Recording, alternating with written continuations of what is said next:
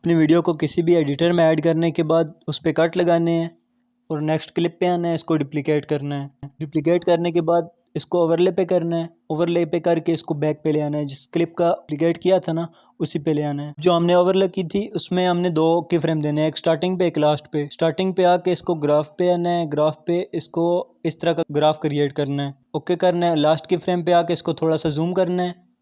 Zoom करने के बाद इसकी जो ओपेसिटी है ना वो बिल्कुल जीरो कर देनी है। ऊपर वाले क्लिप पे आते हैं। ऊपर वाले क्लिप में एक के फ्रेम में आपने देना है जिधर ये ओवरले खत्म हो रही है उधर एक दरमियान में, एक लास्ट पे। दरमियान वाले की फ्रेम पे आके इसको थोड़ा पीछे धकेलना है। देन फर्स्ट की फ्रेम पे आके इसको कुछ इस तरह का ग्राफ बनाना है, ओके करना है। लास्ट की फ्रेम पे आके इधर भी ग्राफ बनाना है कुछ इस तरह का, ओके करना है।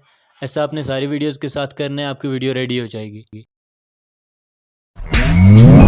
Nicotine edits.